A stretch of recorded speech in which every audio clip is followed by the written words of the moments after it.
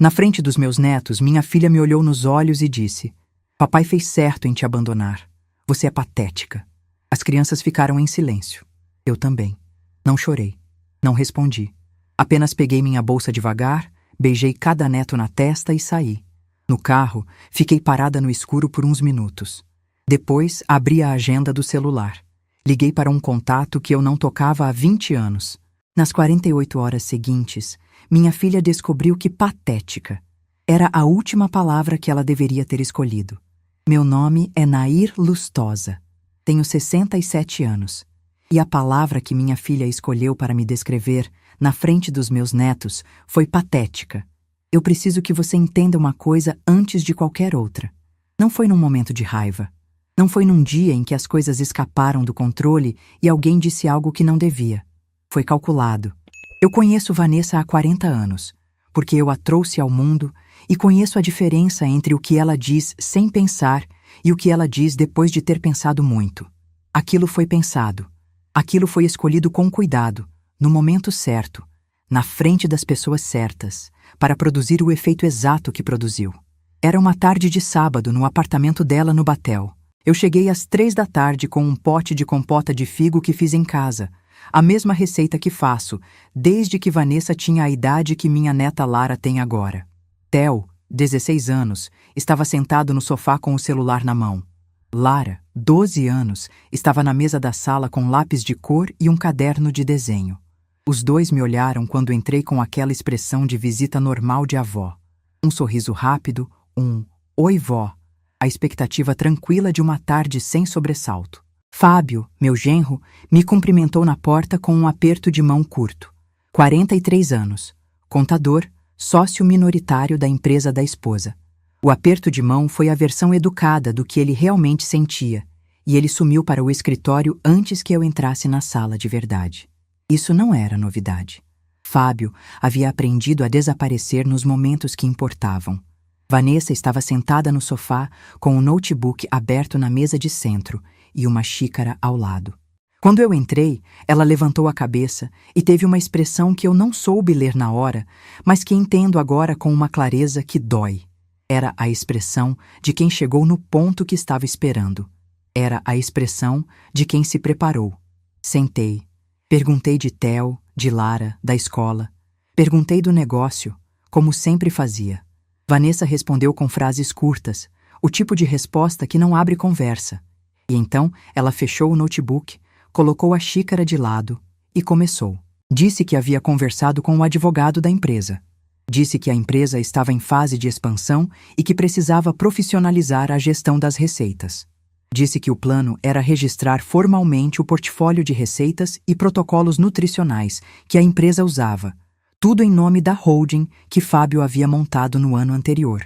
Disse isso com uma voz plana, administrativa, como se estivesse lendo uma ata de reunião. E então olhou para mim e disse: "Você vai precisar assinar uma cessão de direitos, mãe. O advogado já preparou o documento." Eu disse que precisava ler o documento antes de assinar qualquer coisa. Ela disse que era uma formalidade, que era para proteger a empresa, que eu não ia entender os termos técnicos mesmo, que Fábio havia revisado tudo. Eu disse de novo que queria ler. Foi então que a voz dela mudou. Disse que eu estava dificultando as coisas como sempre, que eu nunca entendi como o negócio funciona, que minha cabeça ainda estava no tempo da clínica pequena, que nunca foi a lugar nenhum. A voz subia um meio tom a cada frase. E então, ela olhou para mim com aquela frieza que não consigo descrever para quem não conhece o que é receber esse olhar de um filho, e disse: "Papai fez certo em te abandonar. Você é patética." Theo levantou os olhos do celular. Lara parou de desenhar. A sala ficou em silêncio absoluto por alguns segundos que pareceram muito mais longos do que eram. Eu não chorei. Não porque não doía. Doía de um jeito que não tem nome certo, um jeito que fica no centro do peito e irradia para os braços e para a garganta, e não vira lágrima porque é fundo demais para isso. Existe um ponto onde a dor é tão exata, tão cirúrgica, que o corpo não consegue mais reagir por fora. Só por dentro. Levantei devagar. Peguei minha bolsa sem pressa. Fui até Theo, beijei a testa dele. Fui até Lara, beijei a testa dela. Lara me segurou a mão por um segundo a mais que os outros, Não disse nada. Eu também não. Saí sem olhar para Vanessa. No carro escuro da garagem do prédio dela, fiquei parada com as mãos no volante e o motor desligado. Não chorei ali também. Fiquei pensando. Fiquei pensando na seção de direitos. Fiquei pensando no portfólio de receitas. Fiquei pensando nos cadernos que tenho em casa desde os anos 90, cada um com data e letra de minha mão, onde cada protocolo nutricional foi desenvolvido passo a passo ao longo de décadas. Fiquei pensando nos e-mails que enviei para Vanessa quando ela estava montando a empresa, os arquivos com os protocolos que eu formatei e entreguei com o cabeçalho da minha clínica. Fiquei pensando nas fotos das aulas que dei para a equipe dela nos primeiros 2 anos, que ela postou no perfil da empresa com a legenda Nossa Consultora Técnica Fundadora, e que continuava no perfil até hoje porque esqueceu de apagar ou achou que não importava mais. E fiquei pensando numa coisa que Vanessa claramente não havia calculado, que eu, 16 anos antes, havia procurado um especialista em propriedade intelectual e registrado formalmente, no Instituto Nacional da Propriedade Industrial, 6 obras técnicas de minha autoria. Manuais clínicos, guias de aplicação, material didático sistematizado, os mesmos protocolos que fundamentavam a metodologia exclusiva que ela vendia como criação dela. Ela tentou me fazer assinar uma seção de direitos sobre algo que já era meu por registro. Abri a agenda do celular. Fui até a letra S. Silas Moura. Não havíamos falado em 20 anos. Estudamos juntos na Universidade Federal do Paraná. Ele seguiu para o direito, eu para a nutrição. Anos antes, quando precisei formalizar os registros, procurei um especialista em propriedade intelectual por indicação de uma colega, e o nome que apareceu foi o dele. Fui ao escritório. Ele me reconheceu na recepção e disse que velhos amigos não pagavam consultoria. Fizemos o que precisava ser feito, trocamos 2 cafés e voltamos cada um para a própria vida. Mas eu havia guardado o número. Ele atendeu no 3º toque. Disse: Nair, quanto tempo? Eu disse: Silas, preciso de você, e eu acho que tenho um caso muito interessante. Silêncio por alguns segundos. Depois: me conta. Naquele momento, sentada no escuro da garagem com a bolsa no colo e o celular na orelha, o que havia sido a tarde mais humilhante da minha vida começou a se transformar em outra coisa.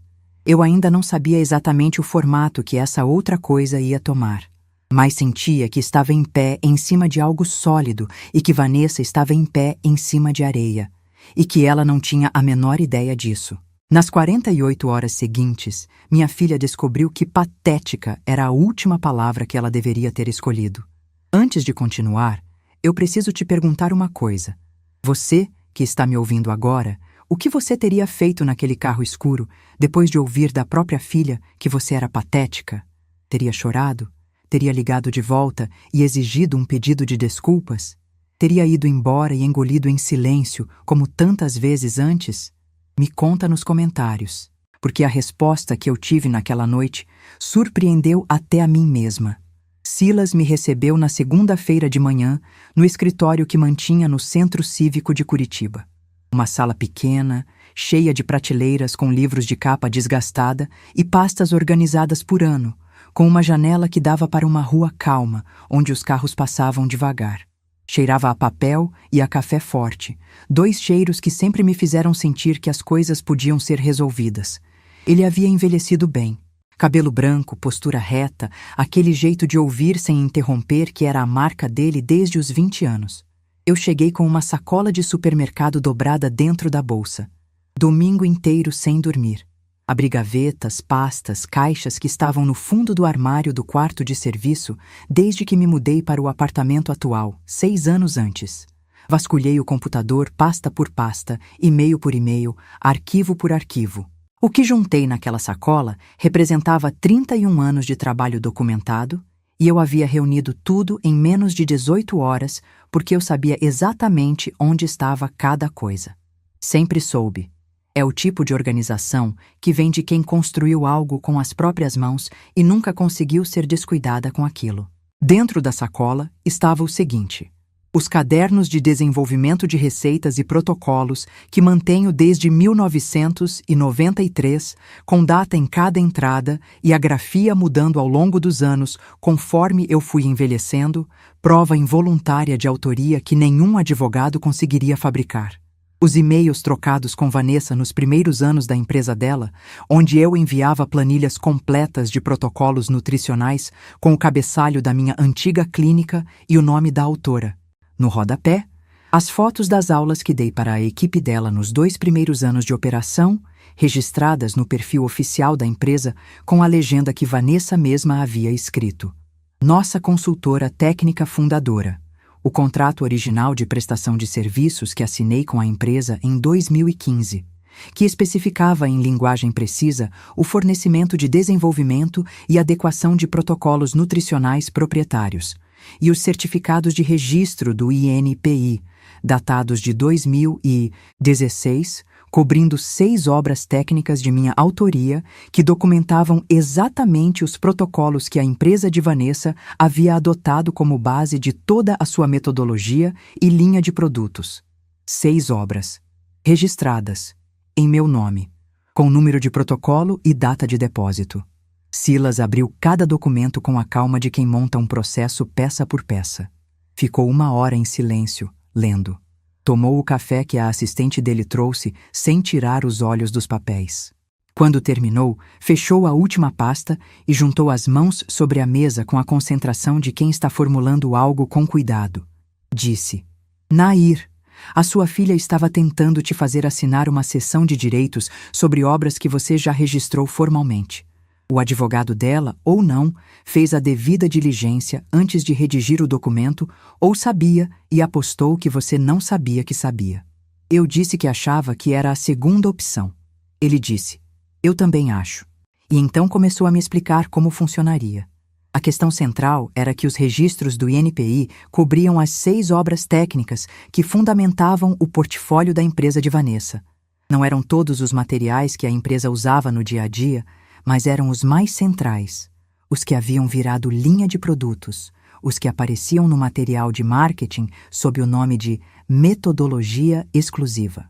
A empresa havia utilizado esse material comercialmente por anos, sem licença formal, sem contrato de cessão, sem pagamento de royalties, sem qualquer reconhecimento documental da autoria. O contrato de prestação de serviços de 2015 mencionava os protocolos, mas não transferia direitos autorais. E a seção que Vanessa queria que eu assinasse era precisamente a tentativa de corrigir retroativamente essa lacuna, sem que eu percebesse o que estava assinando. Silas disse que o caminho mais eficiente não era a ação judicial imediata. Era a notificação extrajudicial primeiro, dando a Vanessa a oportunidade de reconhecer formalmente a autoria e renegociar os termos de uso do material, com indenização pelo período em que foi utilizado comercialmente sem licença. Se ela recusasse ou não respondesse no prazo, aí o caminho mudava completamente. Perguntei quanto tempo levaria. Ele disse: a notificação, alguns dias. A resposta dela, 30 dias legais. O processo, se vier a esse ponto, meses ou anos, dependendo do caminho que eles escolherem. Mas Nair, o estrago começa na notificação, porque o nome dela vai estar vinculado a uma contestação de propriedade intelectual. E no mercado de alimentação saudável, em Curitiba, isso não fica quieto. Perguntei sobre honorários. Silas cruzou os braços com a mesma expressão de sempre, aquela mistura de pragmatismo e generosidade que eu conhecia desde a faculdade, e disse: trabalho por êxito. Se não houver acordo ou sentença favorável, não cobro nada. Se houver, fico com uma porcentagem do que for obtido. Assina aqui. E assinou o contrato antes de mim, como se para ele a confiança fosse pressuposto e não conquista. Eu assinei. Deixei os originais com ele e saí com cópias em mãos. Mas havia um movimento paralelo que precisava ser feito. E precisava ser feito rápido. E foi por isso que, ainda no carro, no estacionamento do prédio do Centro Cívico, liguei para Glorinha. Glorinha Paz. 64 anos, diretora comercial de uma distribuidora de alimentos naturais, ex-sócia da clínica de nutrição que mantivemos juntas por 6 anos até encerrar quando cada uma de nós seguiu por caminhos diferentes. Não éramos mais próximas do jeito que fomos, mas havia entre nós o tipo de afeição que não precisa de manutenção constante para se manter de pé. O tipo que existe porque foi construído em cima de anos reais, de trabalho real, de uma confiança que nunca foi quebrada. Glorinha sabia da empresa de Vanessa porque o mercado de alimentação funcional em Curitiba era menor do que parecia. Distribuidoras como a dela cruzavam com fornecedores como os de Vanessa com frequência. Quando liguei e contei o que havia acontecido no sábado, ela ficou em silêncio por um momento que parecia pesado, e então disse: Nair, eu precisava te ligar há algum tempo. Tem uma coisa que eu ouvi e não sabia se devia falar. O que Glorinha havia ouvido era o seguinte: havia uma matéria sendo preparada por uma jornalista chamada Patrícia Wendel, especializada em gastronomia e alimentação funcional, sobre o mercado de produtos funcionais em Curitiba. Vanessa havia concedido entrevistas semanas antes, apresentando a empresa como pioneira em nutrição funcional baseada em ciência proprietária, descrevendo os protocolos como criação dela, posicionando a metodologia como algo que ela havia desenvolvido ao longo de anos de pesquisa e trabalho. A matéria ainda não havia sido publicada, mas estava quase pronta. Estava prestes a ir ao ar. Fiquei em silêncio no carro ouvindo Glorinha e fui entendendo, peça por peça, o que Vanessa havia planejado. Ela sabia que a notificação de Silas era uma possibilidade. Tinha advogado suficiente para calcular esse risco e estava tentando antecipar o dano, criando um fato público antes que qualquer contestação ganhasse forma. Uma matéria publicada estabelecendo a narrativa dela no mercado, pioneira, criadora, proprietária da metodologia, consolidaria uma versão que seria muito mais difícil de contestar depois. Era um movimento de quem pensa rápido e age com antecedência. Mas Vanessa havia calculado sem uma variável, que Glorinha tomasse café com Patrícia Wendel com frequência. Eu disse: Glorinha, preciso que você fale com a Patrícia antes que essa matéria vá ao ar. Não para barrar nada, não para criar problema. Só para sugerir que ela talvez tenha ouvido apenas uma versão da história. Uma boa jornalista não vai querer publicar com essa lacuna. Glorinha disse: já está feito. Eu ligo para ela agora. 30 minutos depois, Glorinha me ligou de volta. Patrícia havia concordado em esperar. Queria conversar comigo antes de qualquer publicação. Queria ver os documentos que eu tivesse disponíveis. Queria ouvir. Naquele momento, o prazo que Vanessa havia calculado deixou de existir. E o que era para ser a última jogada de Vanessa, a matéria que consolidaria a narrativa dela antes que eu pudesse responder, estava prestes a se transformar em algo completamente diferente. Mas antes de chegar lá, precisei passar pela coisa que me ensinou que subestimar quem você criou é um erro que se paga caro, porque Vanessa não estava esperando quieta. Ela se moveu antes de eu imaginar que se moveria, e se moveu de um jeito que me ensinou, de forma definitiva, com que tipo de filha eu estava lidando. Ela ligou para o Dr. Humberto Vaz. Humberto tinha 71 anos, era médico nutrólogo aposentado, e era amigo de longa data do meu ex-marido. Conhecia a família há décadas. Eu não havia falado com ele desde o divórcio, mas sabia que Vanessa mantinha contato esporádico, porque Humberto era um nome respeitado na área e ela gostava de tê-lo como referência informal quando precisava de credibilidade. Vanessa ligou para ele e disse que eu estava agindo de forma irracional, que havia ameaçado destruir o negócio que ela construiu com tanto esforço, que a família estava preocupada com o meu estado emocional e cognitivo, que ela não sabia o que havia acontecido comigo, mas que as coisas que eu estava dizendo e fazendo não pareciam o comportamento de alguém com o juízo todo em ordem. Humberto não ligou para confirmar o que Vanessa havia dito. Ligou para me avisar. Disse, com uma voz que carregava um peso antigo: Nair, ela está tentando construir uma narrativa de que você não está bem. Não sei exatamente o que ela pretende fazer com isso mais à frente, mas quero que você saiba que essa ligação aconteceu. Havia algo na voz dele que eu reconheci como respeito.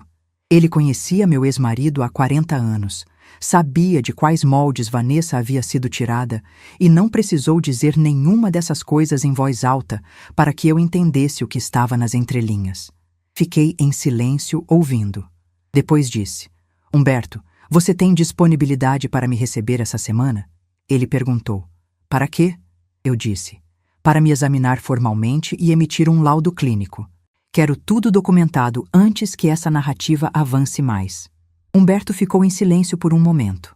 Depois disse, com uma firmeza que me fez sentir que ainda havia pessoas no mundo que funcionavam por princípio. Venha amanhã de manhã. Fui na terça-feira às 8 da manhã. Passamos 2 horas no consultório dele. Exame clínico completo, avaliação cognitiva, histórico de saúde atualizado, análise de exames que eu havia feito nos últimos 6 meses. Humberto trabalhou com a seriedade de quem sabe que aquele documento vai ter um destino específico e que esse destino exige que cada linha seja irrefutável. O laudo foi emitido na semana seguinte.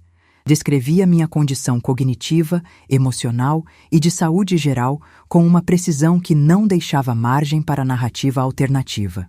Paciente orientada em tempo e espaço. Memória preservada. Linguagem fluente e coerente. Sem indicativos de comprometimento funcional de qualquer natureza. Silas juntou o documento ao processo que estava montando e o laudo ficou lá, quieto, esperando ser necessário. A narrativa de Vanessa havia encontrado o antídoto antes mesmo de ser usada.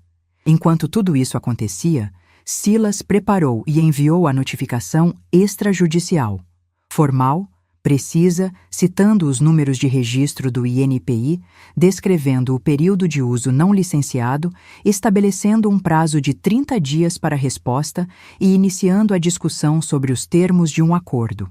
O documento chegou na segunda-feira da semana seguinte no endereço comercial da empresa de Vanessa.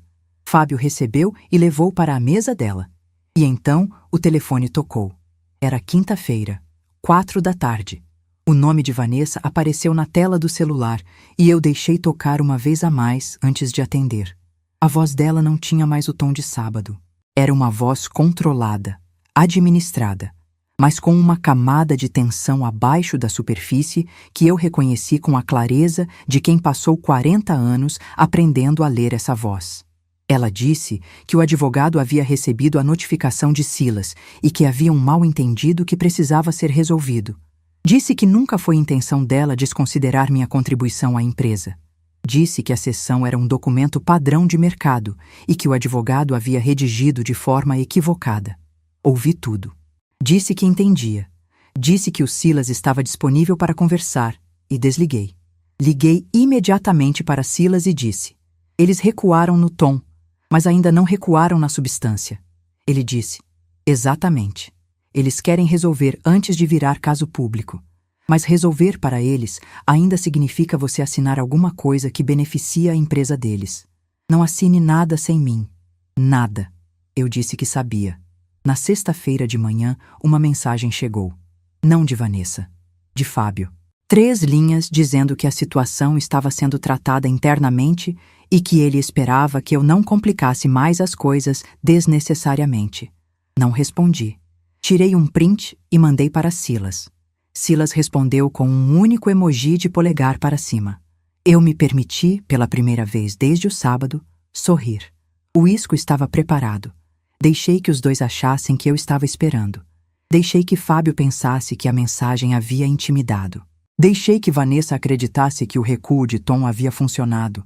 Deixei que os dois dormissem o fim de semana, acreditando que o pior havia passado. Não havia passado. Estava chegando. A reunião com Patrícia Wendel aconteceu numa terça-feira, num café pequeno no Batel, a 3 quarteirões do prédio onde Vanessa morava. Eu escolhi o lugar de propósito. Patrícia tinha 45 anos, cabelo curto, aquela objetividade de jornalista experiente que não confunde simpatia com condescendência. Chegou antes de mim e já tinha pedido um café.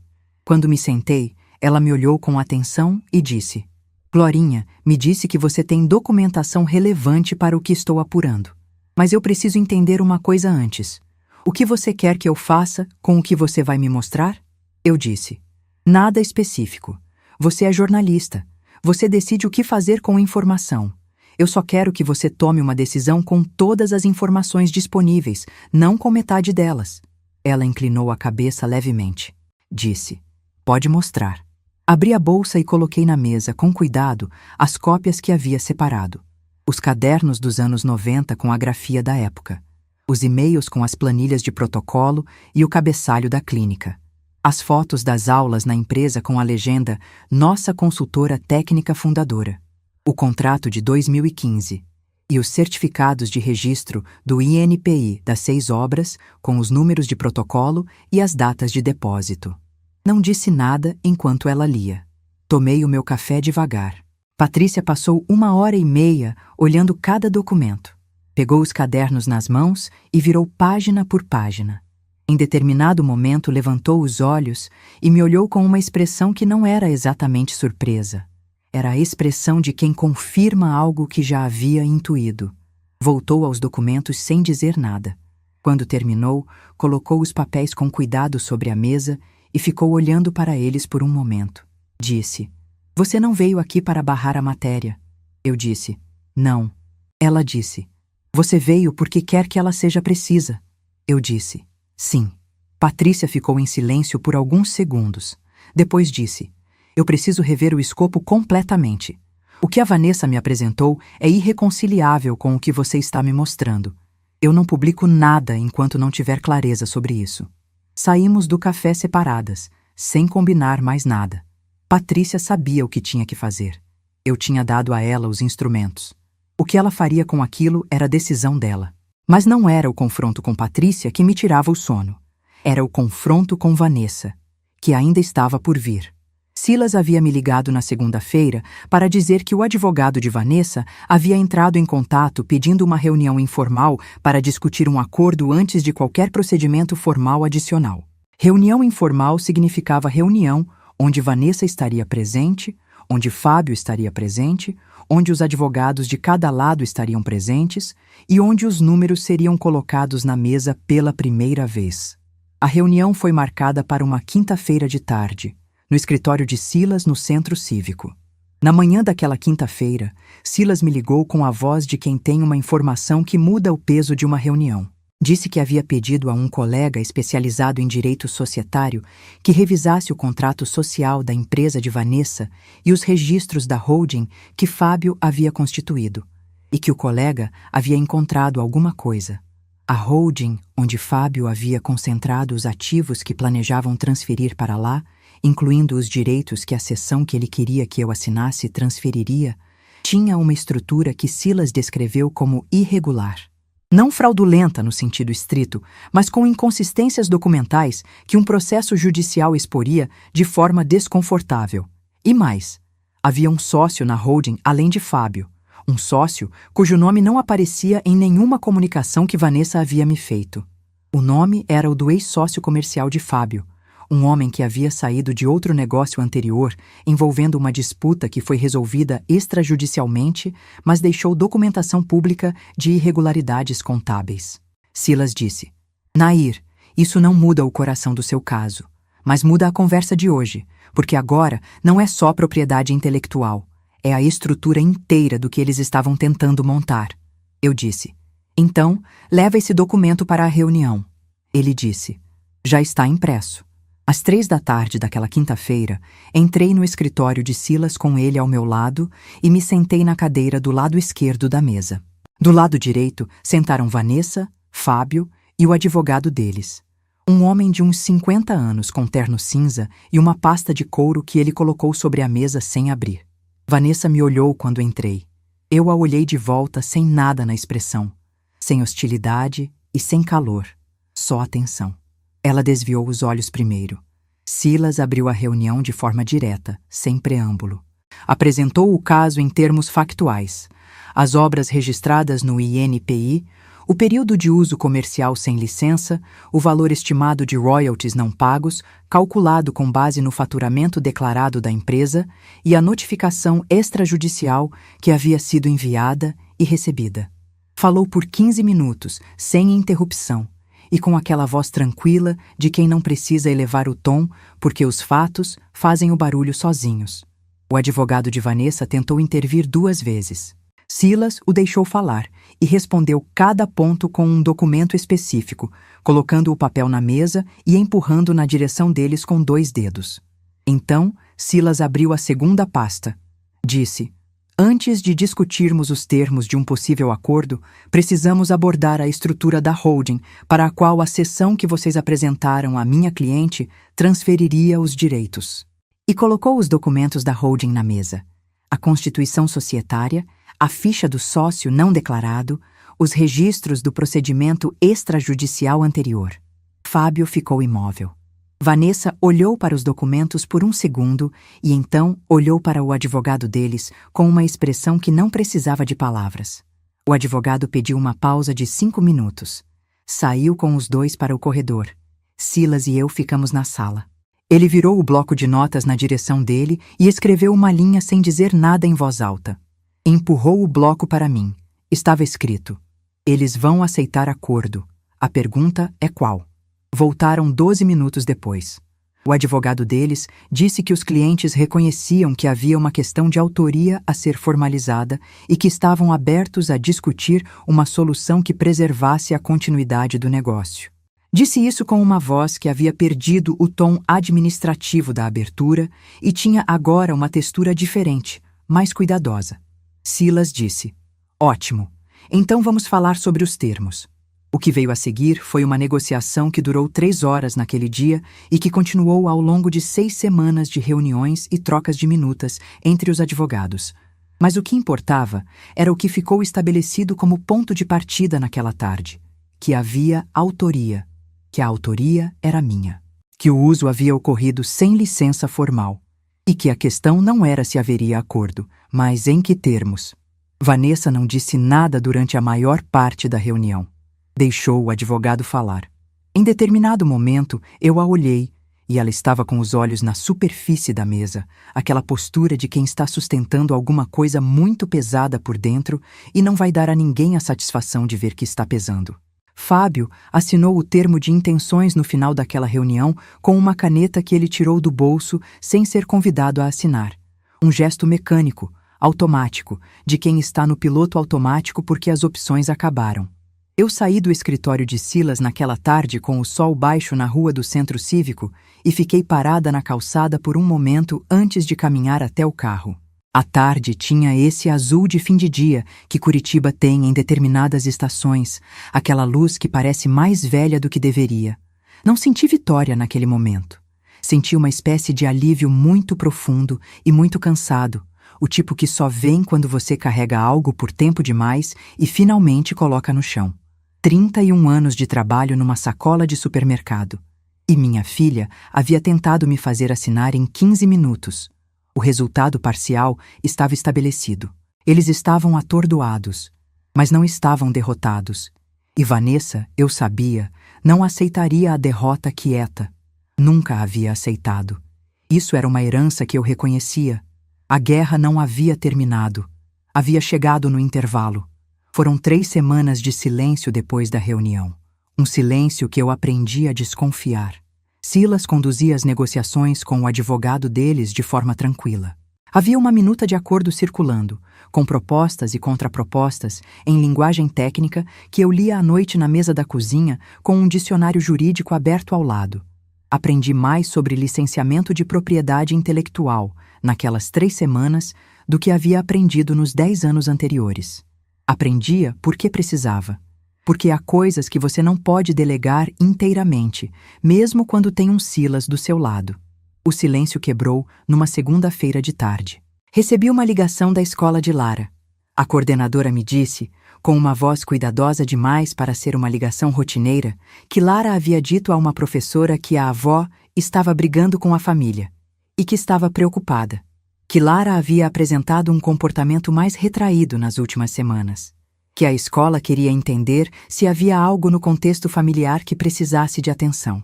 Agradeci. Desliguei. Fiquei parada na cadeira por um tempo.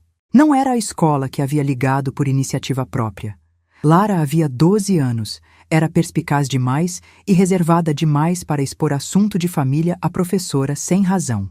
Alguém havia dito alguma coisa para Lara. E Lara, sem entender o peso do que havia dito, havia repetido para quem não devia. Naquele mesmo dia, mais tarde, Theo me mandou uma mensagem. Uma mensagem curta, direta, com a objetividade de um adolescente que ainda não aprendeu a usar palavras para esconder o que está sentindo. Dizia: Vó, a mamãe disse que a senhora está tentando pegar a empresa dela. É verdade? Fiquei com o celular na mão por um longo tempo. Respondi: Theo, a gente precisa conversar pessoalmente. Posso te buscar essa semana? Ele respondeu em 2 minutos. Pode. Mas antes disso, na terça-feira, chegou o golpe que eu não havia previsto na forma como veio. O advogado de Vanessa Protocolo, uma medida cautelar requerendo a suspensão de qualquer negociação com a alegação de que eu estaria sofrendo de vulnerabilidade cognitiva, que comprometia minha capacidade de tomar decisões autônomas sobre patrimônio.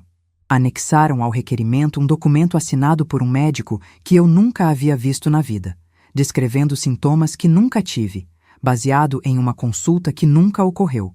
Um documento falso. Silas me ligou na manhã em que o requerimento chegou. Disse, com uma voz mais séria do que a que ele usava normalmente: Nair, eles escalaram. Isso aqui é uma tentativa de te retirar da mesa de negociação por via judicial.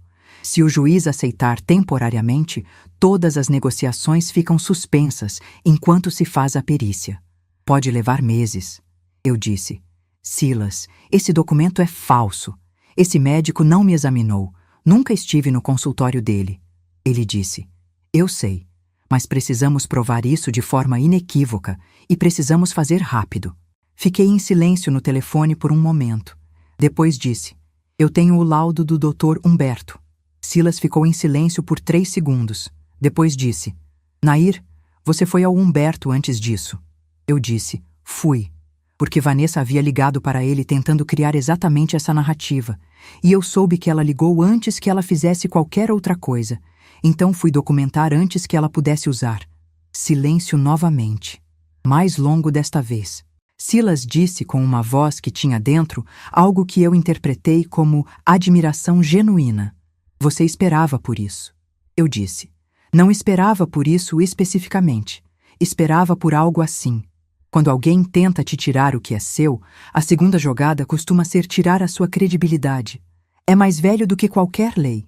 No dia seguinte, Silas apresentou ao juiz o laudo de Humberto, datado de semanas antes do requerimento cautelar, emitido por médico de reputação irrefutável, descrevendo minha condição com precisão que não deixava lacuna, e uma petição documentando a tentativa de uso de laudo irregular por parte da empresa contrária. Silas não acusou ninguém formalmente naquele momento. Apenas apresentou os fatos na ordem cronológica em que ocorreram e deixou que a ordem dos acontecimentos fizesse o trabalho. O requerimento cautelar foi indeferido em 48 horas. Mas havia algo mais que aconteceu naquelas mesmas 48 horas e que mudou o peso de tudo que viria depois. Glorinha me ligou na quarta-feira de manhã. Disse que havia conversado com um contato dela em São Paulo, alguém da área de distribuição de alimentos funcionais que tinha relação comercial com fornecedores que abasteciam a empresa de Vanessa. E que esse contato havia mencionado uma coisa que ele havia ouvido de um sócio de Fábio num almoço de negócios semanas antes, que a holding que Fábio havia constituído estava sendo investigada por um auditor contratado por um dos clientes institucionais da empresa, um grande varejista de alimentos saudáveis que havia detectado inconsistências nas declarações de origem dos protocolos durante uma auditoria de conformidade de fornecedores. Não era processo, não era denúncia formal.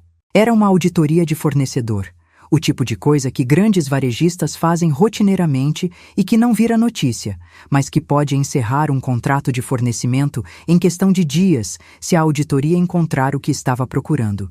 E o que essa auditoria estava procurando era exatamente o que a notificação de Silas havia colocado em linguagem pública: que a metodologia que a empresa de Vanessa apresentava como propriedade própria estava com a autoria contestada. Disse para Glorinha: Eles já sabem? Ela disse. O varejista pediu uma reunião com o Fábio para a semana que vem. O Fábio foi quem recebeu o contato. Ainda não sei se ele contou para a Vanessa. Percebi que Fábio estava segurando informação da esposa.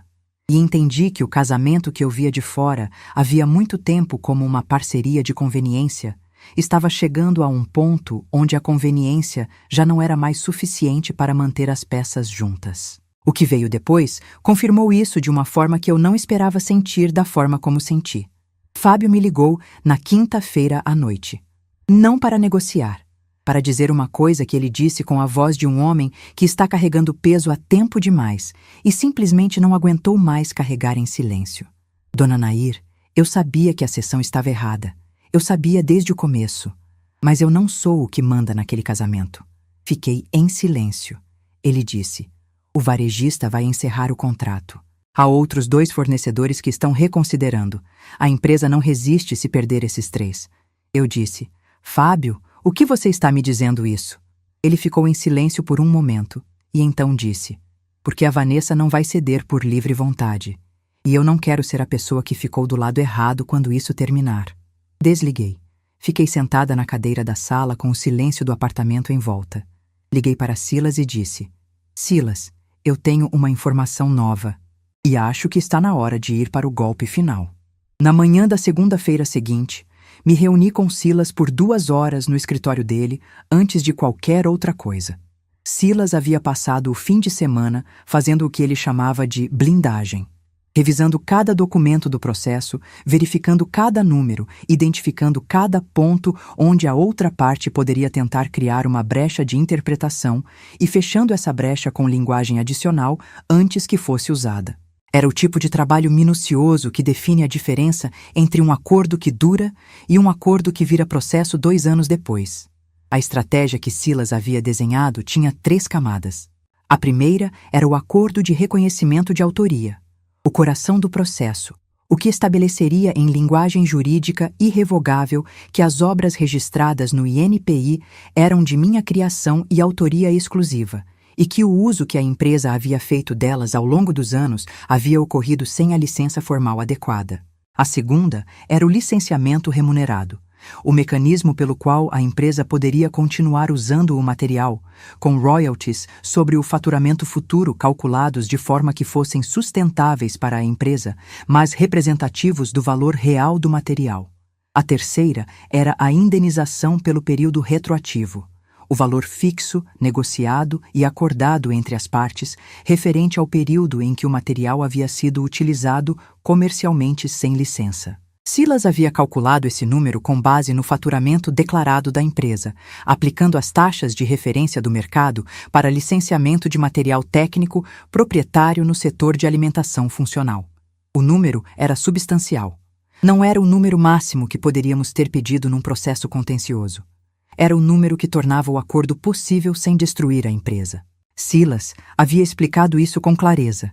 Eu poderia ir ao máximo e provavelmente ganhar mais, mas ganharia num prazo de anos e com uma batalha que machucaria os netos tanto quanto machucaria Vanessa. O acordo era o caminho que resolvia com dignidade. E a indenização retroativa, mesmo negociada, era expressiva o bastante para ter peso real. Eu havia passado o fim de semana pensando naquele número, pensando no que ele representava. Não era só dinheiro, era o reconhecimento material de que o que eu havia construído havia valido algo. Que os cadernos dos anos 90, as noites pesquisando fórmulas, os anos de consultório, o conhecimento que eu havia carregado dentro da cabeça e entregado generosamente para uma filha que estava construindo um negócio, tudo aquilo havia valido algo mensurável.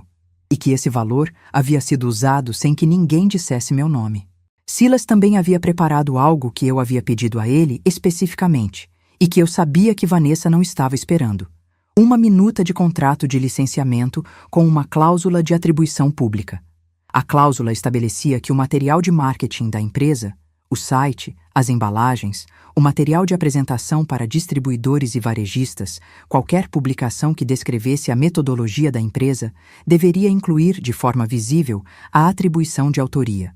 Não um asterisco no rodapé.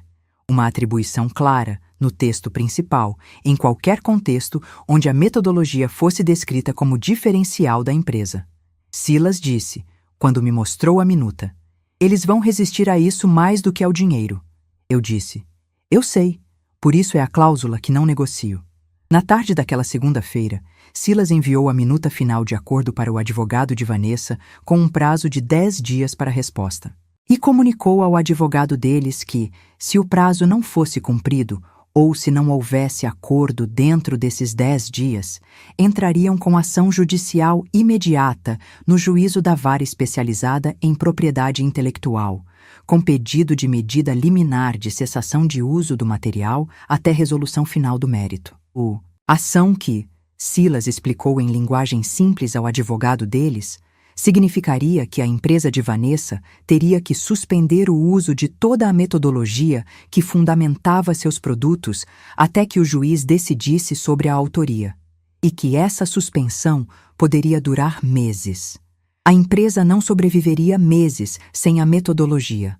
O advogado de Vanessa pediu 7 dias. Silas disse 5. 5 dias depois, às 18 horas de uma sexta-feira, o advogado deles enviou uma mensagem dizendo que as clientes aceitavam os termos, todas as cláusulas, inclusive a de atribuição pública. A reunião de assinatura foi marcada para a segunda-feira seguinte, no cartório de notas do Centro Cívico, onde Silas tinha todos os documentos formalizados há dias, esperando apenas as assinaturas. Cheguei às 9 da manhã. Silas estava me esperando no corredor com o processo em mãos e aquela expressão de quem fez o trabalho bem feito e sabe disso sem precisar dizer. Vanessa chegou às 9h10, sozinha, sem Fábio, sem o advogado deles, que havia pedido para participar por videoconferência de São Paulo, onde estava naquele dia.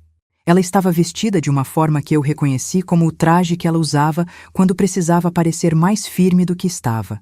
Blazer escuro, postura reta, o cabelo preso com aquele cuidado que ela só tinha quando estava se preparando para algo que custava. Sentou do lado oposto da mesa. Me olhou brevemente. O advogado deles apareceu na tela do notebook no canto da mesa. Silas leu cada cláusula em voz alta, do início ao fim, com o cuidado de quem quer que não haja nenhuma interpretação alternativa possível depois. Leu a cláusula de reconhecimento de autoria.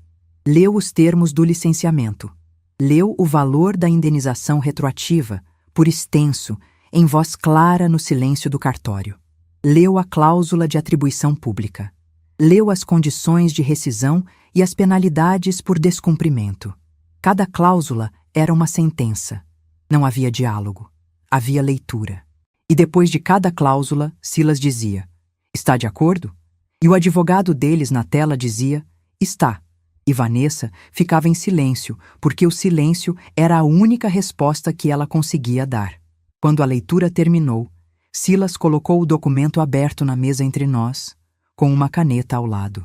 Vanessa pegou a caneta. Eu a observei assinar. Ela virou o documento na minha direção e colocou a caneta ao lado com um gesto que não era entrega, mas era reconhecimento. Eu assinei com letra lenta e legível, a mesma grafia que estava nos cadernos desde os anos 90. O tabelião reconheceu as firmas. O advogado deles na tela disse: "Obrigado", e a videoconferência encerrou.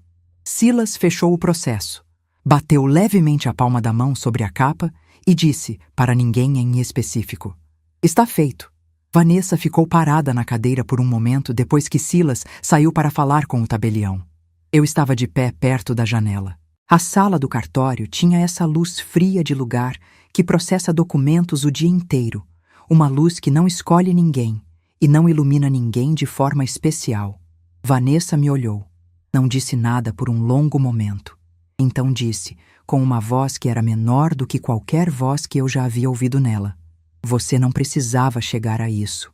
Eu a olhei, disse: "Vanessa, eu precisava exatamente disso. Porque você me olhou nos olhos e disse que eu era patética, e fez isso na frente dos seus filhos. Não havia como voltar atrás da mesma forma que fomos." Ela não respondeu. Eu disse: "O acordo protege a empresa. Os royalties são pagáveis. A cláusula de atribuição é o mínimo. Você vai poder tocar o que construiu, mas vai tocar com o meu nome onde ele sempre deveria estar." Ela ficou em silêncio. Depois levantou, pegou a bolsa e foi em direção à porta. Parou com a mão na maçaneta. Sem se virar, disse: "Você sempre soube que eu precisava de você para isso funcionar." Eu disse: "Sim, e você também sempre soube. Isso é o que torna tudo mais triste." Ela saiu sem responder. Fiquei sozinha na sala do cartório com a cópia do acordo na bolsa e a luz fria da manhã na janela. Estava feito. Nos 3 meses seguintes ao acordo, a vida de Fábio Caetano desmoronou de uma forma que não precisou de ajuda de ninguém.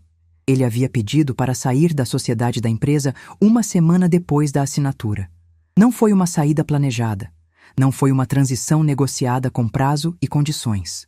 Foi a saída de quem percebe que ficou numa estrutura que não aguenta mais o peso que carrega e que o único movimento possível é sair antes que a estrutura caia em cima.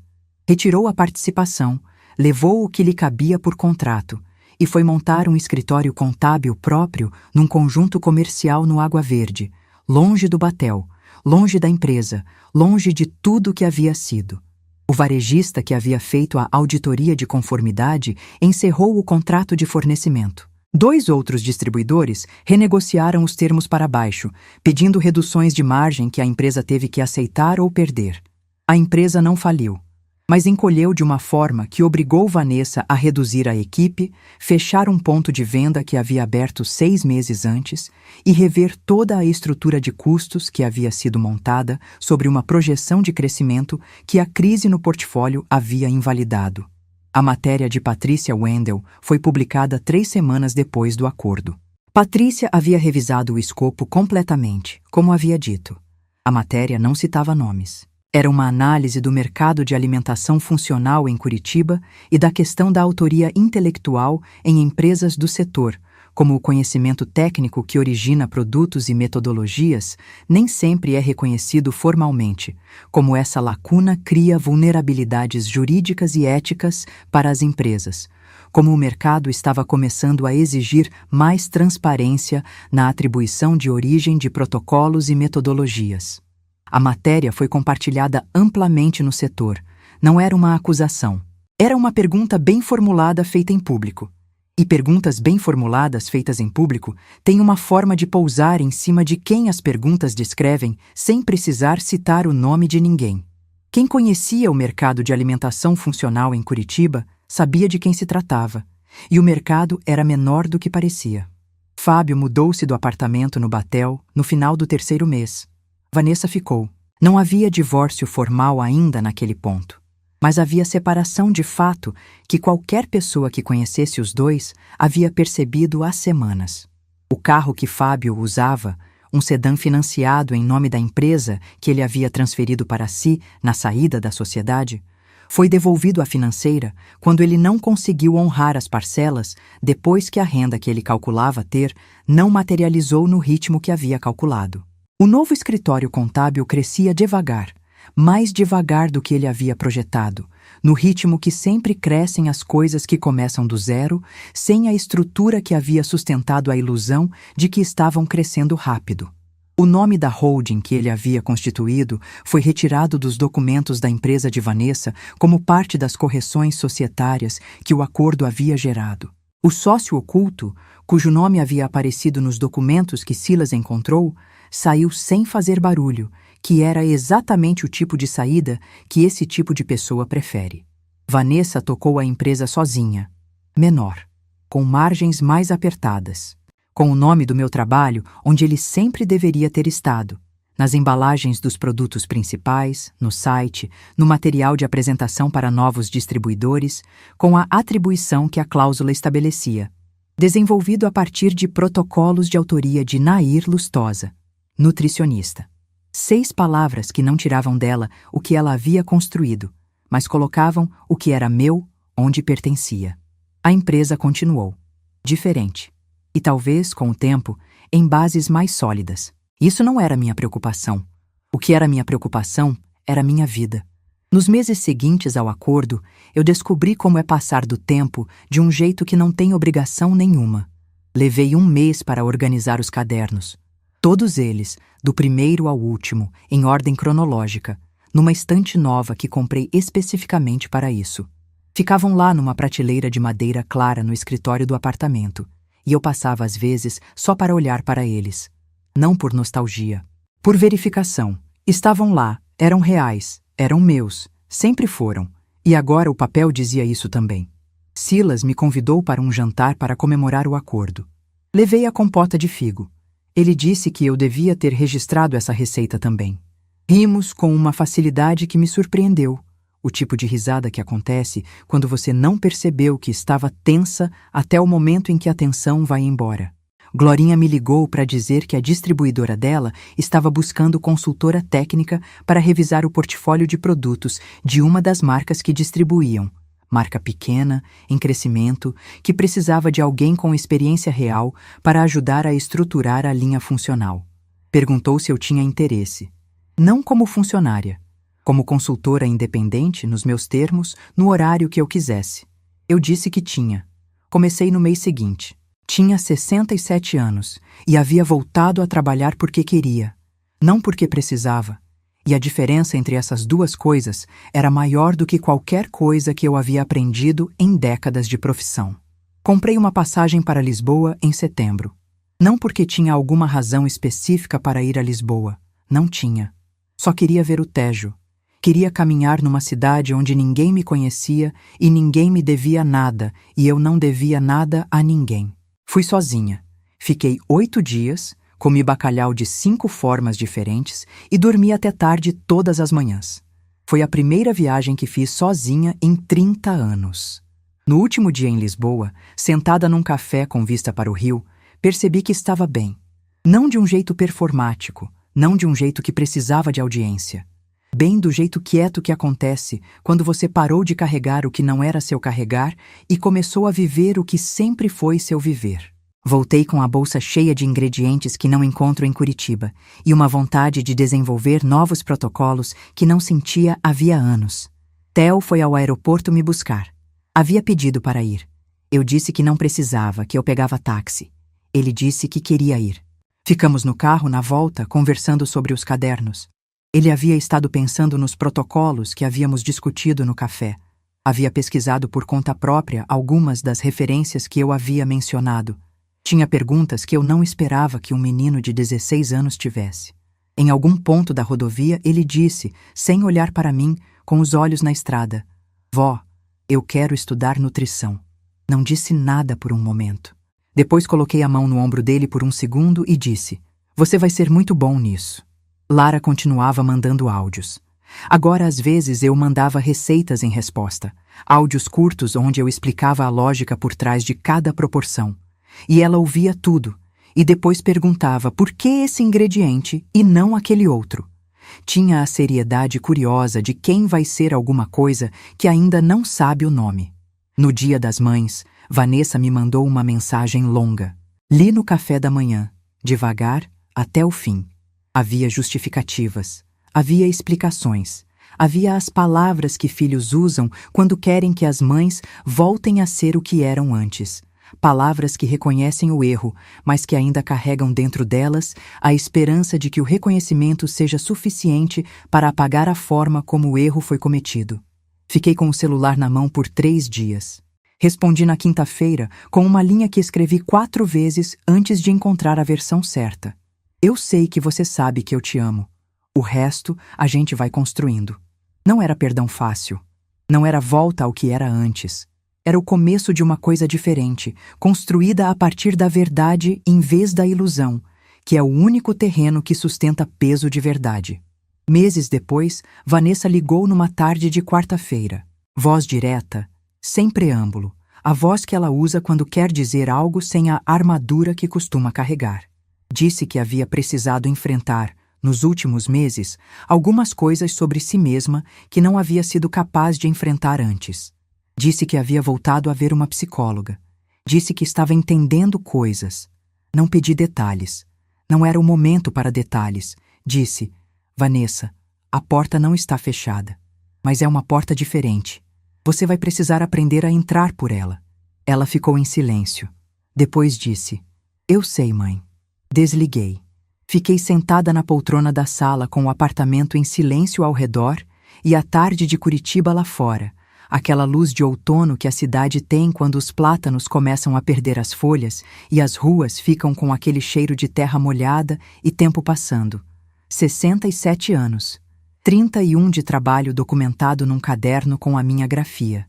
E uma filha que ainda está aprendendo que amor sem respeito é só hábito. Eu aprendi isso tarde demais. Mas aprendi. E a única coisa que o aprendizado tardio não pode fazer é desfazer o que foi construído com as mãos enquanto ele ainda não havia chegado. O que foi construído com as mãos fica. Mesmo quando tentam te fazer assinar em 15 minutos o que levou 31 anos. Fica. Se essa história te tocou, me ajuda a continuar contando. Se inscreve no canal e ativa o sininho. E a próxima história que está aparecendo aí na tela agora, pode clicar, porque eu prometo que ela é tão forte quanto essa.